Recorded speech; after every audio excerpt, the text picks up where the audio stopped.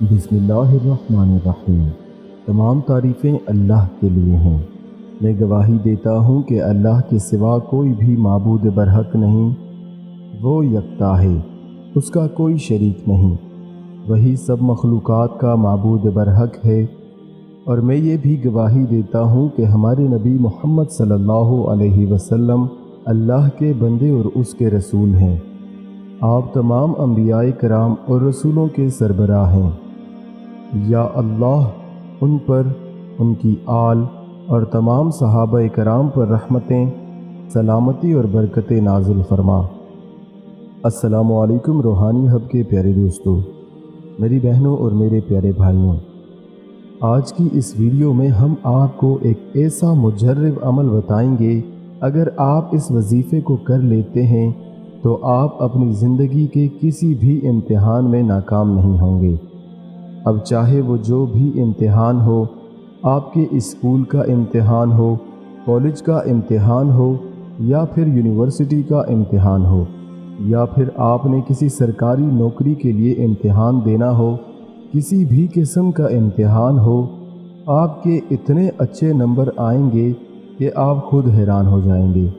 इस अमल को करने से अल्लाह की फौरी गैबी मदद नाजिल होगी और आप हर इम्तिहान में कामयाब और सुरखरू होंगे।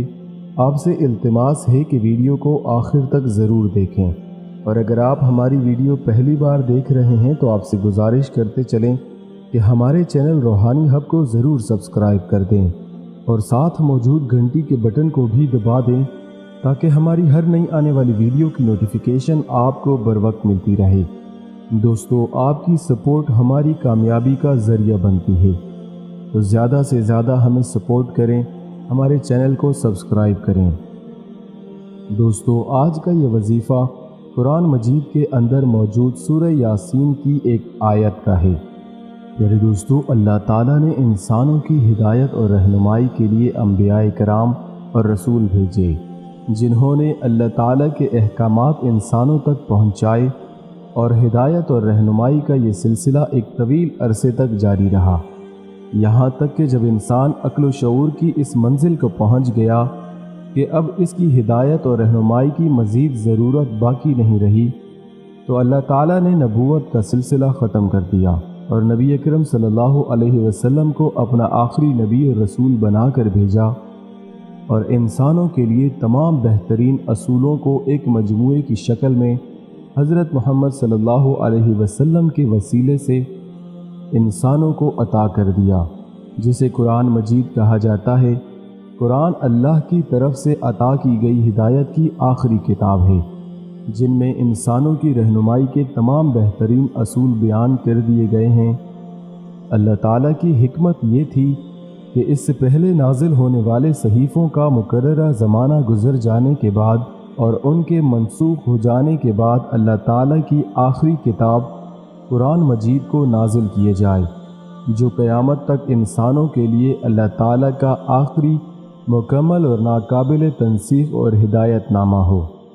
लेकिन दोस्तों, हकीकत ये है कि आज हम लोगों को कुरान करीम की इस नेमत और दौलत की कदर मालूम नहीं। बच्चे कुरान करीम पढ़ते हैं, हिफ्ज़ करते हैं और अल्हम्दुलिल्लाह हस्ब तौफीक हम इस पर खुशी मना लेते हैं। लेकिन सच्ची बात यह है कि इस कुरान करीम की दौलत की कदर व कीमत का सही अंदाज़ा हमें और आपको इस दुनिया में रहते हुए हो ही नहीं सकता। इसकी वजह यह है कि अल्लाह तबारक व तआला ने ये कुरान करीम की दौलत हमें घर बैठे छप्पड़ फाड़ कर अता कर दी।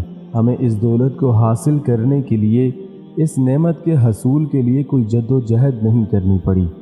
हमने कोई मेहनत नहीं उठाई, कोई कुर्बानी नहीं दी, कोई पैसा खर्च नहीं किया, कोई जानो माल की कुर्बानी इस राह में पेश नहीं की।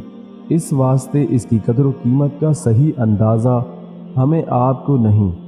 इस दौलत कुरान करीम की कदर सहाबाए कराम से पूछिए, जिन्होंने एक एक आयत को हासिल करने के लिए अपनी जान की, अपनी माल की, आबरू की, ख़ानदान की, जज्बात की ऐसी कुर्बानी दी कि इसकी मिसाल नहीं मिलती। मेरे दोस्तों, कुरान करीम की एक एक आयत को सीखने के लिए सहाबाए कराम ने जो दुश्वारियाँ उठाई हैं, जो मेहनतें उठाई हैं, इनका हाल आज हमें मालूम नहीं। قرآن ہمارے سامنے ایک نہایت خوشنما مجلد کتاب کی صورت میں موجود ہے۔ مدرسہ کھلا ہوا ہے، استاد پڑھانے کے لیے موجود ہے، اور ہمارا کام صرف یہ ہے کہ نوالا بنا کر منہ میں لے جائیں اور حلق سے اتار دیں، لیکن وہ بھی صحیح معنوں میں جس طرح اتارنا چاہیے اس طرح نہیں اترتا۔ قرآن کریم کی قدر صحابہ کرام سے پوچھیے، جنہوں نے ایک ایک چھوٹی چھوٹی آیت کی خاطر ماریں کھائیں، کفار کے ظلم و ستم برداشت کیے، اور کس کس طرح اس قرآن کریم کا علم حاصل کیا۔ صحیح بخاری میں ایک واقعہ آتا ہے، ایک صحابی جو نبی کریم صلی اللہ علیہ وسلم کے عہد مبارک میں چھوٹے بچے تھے اور مدینہ طیبہ سے بہت فاصلے پر ایک بستی میں رہتے تھے۔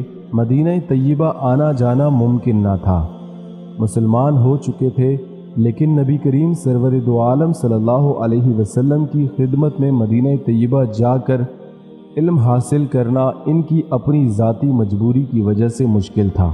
وہ خود اپنا واقعہ بیان کرتے ہیں کہ میں یہ کرتا تھا کہ روزانہ اس سڑک پر چلا جاتا جہاں سے مدینہ طیبہ کے قافلے آیا کرتے تھے۔ جو کوئی قافلہ آتا تو ان سے پوچھتا کہ بھائی، اگر آپ لوگ مدینہ طیبہ سے آ رہے ہیں تو کیا آپ لوگوں میں سے کسی کو قرآن کریم کی کوئی آیت یاد ہے؟ اگر کسی کو قرآن کی کوئی آیت یاد ہو تو مجھے سکھا دیجیے۔ قافلے میں کسی کو ایک آیت یاد ہوتی، کسی کو 2 آیتیں یاد ہوتیں اور کسی کو 3 آیتیں یاد ہوتیں۔ اس طرح ان قافلے والوں سے سن سن کر اور ان کے پاس جا جا کر میں نے ایک ایک 2 آیتیں حاصل کیں، اور الحمدللہ اس طرح میرے پاس قرآن کریم کا ایک بڑا ذخیرہ محفوظ ہو گیا۔ دوستو، ان سے اس قرآن کی قدر پوچھیے جن کو ایک ایک آیت حاصل کرنے کے لیے قافلے والوں کی منت سماجت کرنی پڑتی رہی، لیکن ہمارے پاس پورا قرآن تیار شکل میں موجود ہے۔ جن اللہ کے بندوں نے اسے ہم تک پہنچایا، جن محنتوں، قربانیوں اور مشکلات سے گزر کر اس کو ہمارے لیے تیار کر کے چھوڑ گئے، ہمارا کام صرف اتنا رہ گیا ہے کہ اس کو پڑھ لیں، پڑھنا سیکھ لیں اور سمجھنے کی کوشش کریں، اور پھر عمل کریں۔ گویا پکی پکائی روٹی تیار ہے، صرف کھانے کی دیر ہے، بس اسی لیے ہمیں اس کی قدر معلوم نہیں۔ دوستو، قرآن میں دنیا اور آخرت کی تمام بھلائیاں موجود ہیں، اس میں زندگی گزارنے کے طریقے موجود ہیں، اور اس دنیا کے ہر مسئلے کا حل بھی موجود ہے۔ میرے دوستو، اب ہم آپ کو آج کا وظیفہ بتاتے ہیں۔ آپ نے اس وظیفے کو کچھ اس طرح سے کرنا ہے کہ قرآن پاک میں موجود 23ویں پارے کے اندر سورہ یاسین کو لینا ہے۔ آپ نے سورہ یاسین کی آیت نمبر 40 کو 7 مرتبہ پڑھنا ہے۔ دوستو، یہ آیت کچھ اس طرح سے ہے: لَلشَّمْسُ يَنبَغِي لَهَا أَن تُدْرِكَ الْقَمَرَ وَلَلَّيْلُ سَابِقُ النَّهَارِ وَكُلٌّ فِي فَلَكٍ يَسْبَحُونَ لَلشَّمْسُ يَنبَغِي لَهَا أَن تُدْرِكَ الْقَمَرَ وَلَلَّيْلُ سَابِقُ النَّهَارِ وَكُلٌّ فِي فَلَكٍ يَسْبَحُونَ لَلشَّمْسُ يَنبَغِي لَهَا أَن تُدْرِكَ الْقَمَرَ وَلَلَّيْلُ سَابِقُ النَّهَارِ وَكُلٌّ فِي فَلَكٍ يَسْبَحُونَ۔ دوستو، آپ نے اس آیت کو 7 مرتبہ پڑھنا ہے۔ یہ ایک چھوٹی سی آیت ہے، آپ اس کو زبانی بھی یاد کر سکتے ہیں۔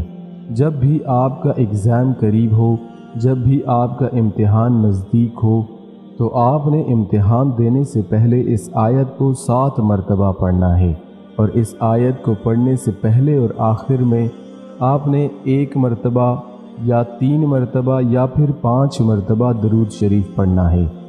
یعنی کہ اس آیت کے اول و آخر آپ نے طاق اعداد میں درود شریف پڑھنا ہے، اور امتحان کی خوب تیاری بھی کرنی ہے۔ ایسا بھی نہ ہو کہ آپ بالکل تیاری نہ کریں اور سوچیں کہ یہ وظیفہ کریں گے تو کام ہو جائے گا۔ یاد رہے کہ ایسا ہرگز نہیں ہوگا۔ اللہ تعالیٰ بھی اسی کا ساتھ دیتے ہیں جو اپنا ساتھ خود دیتا ہے۔ یاد رہے کہ دن اسی کے بدلتے ہیں جو اپنے دن کو بدلنا چاہتا ہے۔ آپ محنت جاری رکھیں، اس وظیفے کو امتحان دینے سے پہلے کریں۔ جب آپ امتحان دینے کے لیے بیٹھیں گے تو آپ دیکھیں گے کہ اللہ کی غیبی مدد نازل ہوگی۔ آپ کا پیپر بے انتہا اچھا ہوگا، اور جب آپ اس کا رزلٹ دیکھیں گے تو آپ خود حیران ہو جائیں گے۔ آپ دیکھیں گے کہ انشاءاللہ اس وظیفے کی برکت سے آپ بہت اچھے نمبروں سے کامیاب ہو جائیں گے۔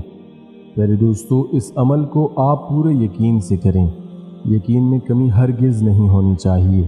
اگر آپ کے یقین میں کمی ہوگی یا پھر آپ نے محنت نہیں کی ہوگی تو یہ وظیفہ کرنے کا کوئی فائدہ نہیں۔ دوستو، آپ اسے سچے دل سے کریں اور اپنی محنت کو جاری رکھیں۔ میرے دوستو، ہم امید کرتے ہیں کہ آپ کو ہماری آج کی یہ ویڈیو پسند آئی ہوگی۔ مزید اسی طرح کی وظائف سے بھرپور ویڈیوز دیکھنے کے لیے ہمارے چینل روحانی ہب کو سبسکرائب کریں۔ اس ویڈیو کو لائک کریں اور اپنے پیاروں کے ساتھ صدقے کی نیت سے ضرور شیئر کریں۔ اللہ تعالیٰ مجھے اور آپ سب کو قرآن کریم کی اس برکت میں حصے دار بننے کی توفیق عطا فرمائے۔